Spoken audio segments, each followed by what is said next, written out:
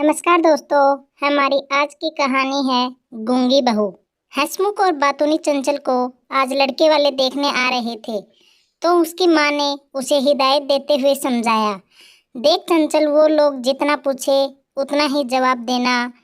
उनके सामने अपनी मास्टरी मत झाड़ने लग जाना, और हाँ, हर बात पर खी खी कर हंसने भी मत लग जाना। मम्मी, वह कुछ पूछेंगे तो जवाब तो देना ही पड़ेगा ना, और मुझे कोई शौक नहीं है सबके सामने अपनी मास्टरी झाड़ने का। वैसे अभी मैं कौन सी मास्टरनी बन गई हूँ, और मम्मी हंसने की बात होगी तो हंसूंगी ही ना। अरे, लड़के वालों के सामने थोड़ा शर्माना पड़ता है। क्यों शर्माना पड़ता है? वैसे लड़का तो आ नहीं रहा, लगता है शर्मा कर घर बैठ गया है। तो अब शर्माऊंगी किससे?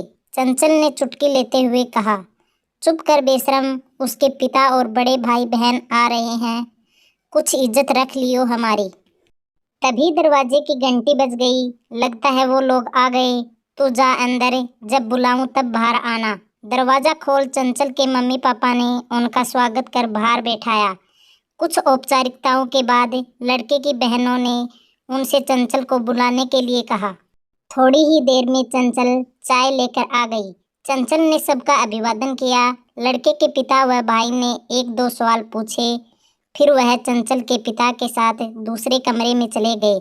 उनके जाते ही चंचल थोड़ी निश्चित हो गई, क्योंकि पिता के सामने वह खुलकर बात नहीं कर पा रही थी, और मम्मी रसोई में बिजी थी। लड़के की बड़ी बहन ने उससे पूछा, तुम कितनी पढ़ी हो? बीए किया है, नॉन कॉलेज से। वह दोनों एक दूसरे का मुंह देखते हुए बोली, नॉन कॉलेज से मतलब?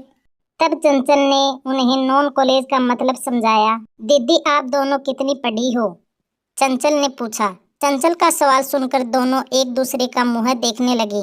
उन्हें उम्मीद नहीं थी कि वह भी कुछ पूछ सकती है। उन्होंने खिसियाते हुए कहा, 8वीं और 10वीं तक। अच्छा, तुमने जेबीटी की है ना? लड़की की दूसरी बहन ने पूछा। नहीं दीदी, मैंने ईटीई किया है। हमने तो सुना था तुमने प्राइमरी टीचर का कोर्स किया है। हाँ दीदी, किया है, पर तुम तो मना कर रही हो कि तुमने जेबीटी नहीं की। दीदी, जेबीटी हरियाणा में होती है, दिल्ली में इस कोर्स को ईटीई कहते हैं। चंचल ने मुस्कुराते हुए कहा। धीरे धीरे चंचल अपने रो में आ गई थी। वह दोनों एक सवाल पूछती, वह दो जवाब देती। तभी लड़के के पिता ने उन्हें सलाह मशविरे के लिए बुलवाया। उन्होंने अपनी बेटियों से पूछा, कैसी लगी लड़की? बड़ी बहन थोड़ा मुंह बनाते हुए बोली, पिताजी, रंग रूप तो आपने देख ही लिया है, और डिग्रियां भी सभी सही हैं, तो फिर क्या कमी है? बस बोलती थोड़ा ज्यादा है। उसके इस जवाब को सुन लड़के का बड़ा भाई, जो इतनी देर से चुप बैठा सब सुन रहा था, सुनकर बोला, गूंगी बहू ले आओ, बोलेगी ही नहीं।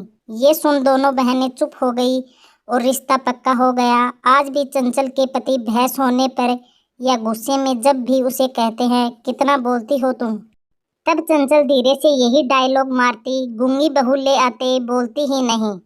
तो दोस्तों, हमारी आज की कहानी कैसी लगी कमेंट बॉक्स में कमेंट करके ज़रूर बताइए।